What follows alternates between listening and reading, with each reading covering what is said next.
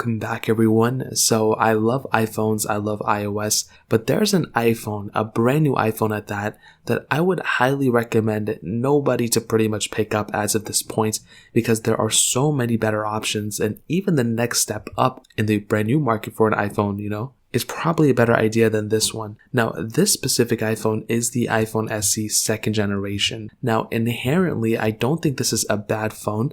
I think it's still a pretty capable phone in a ton of different areas. My only issue with the iPhone SE 2 is pretty much with the battery life and the outdated design of what you're getting for a phone that costs $399. Now, to give you some perspective, and this is the crazy thing, every single year an iPhone comes out, the older generation pretty much goes down in value. We've seen this with every single iPhone so far. Now, the iPhone SE second generation came out in 2020, early 2020, and it was the same, it was almost like an iPhone 11 at its core, but a cheaper iPhone 11 with an outdated body and not as good of a battery life. Now, since the iPhone SE second generation's release, we've seen the iPhone 12s come out. Okay, now that's a big thing because the iPhones surrounding the iPhone 12 that Apple still sold brand new went down in value. So the iPhone 11 went down to, I think, $599. The iPhone XR went down to $499. But the iPhone SE 2 was still being sold at $399, which, okay, whatever. It's like that first little price drop, whatever. What are we going to do? However, with the next year, the iPhones that just came out now with the iPhone 13s,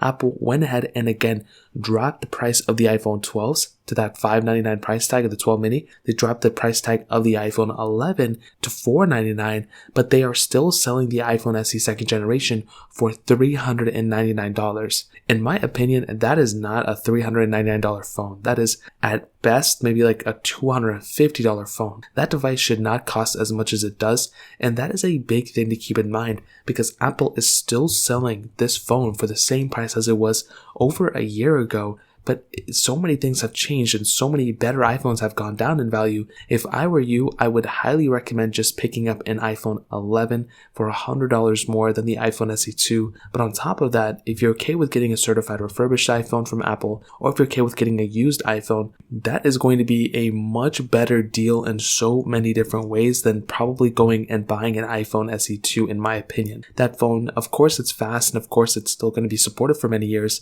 but the fact that Apple is still selling it for that price tag is pretty crazy in my opinion. It's not really worth that much money anymore. It's not worth $400 for as outdated as the design it is, I do think if they were to go ahead and maybe change up the design or maybe even put in a bigger battery, if it was the same body as the iPhone 8 Plus, to be honest, it may be a little bit better just because it had a bigger screen and a better battery life. But as of right now, I would probably recommend not buying the iPhone SE 2. You're going to be better off picking up something like an iPhone 11 or an iPhone XR even at that. So in terms of that pretty much covers it up. If you guys have any other questions or anything like that, let me know in the comment section as well. Hit the like button, that would mean so much, but definitely hit that subscribe button. More importantly than everything else, I love every single one of you guys. Hopefully I'll catch you guys in the next video. Peace out till then.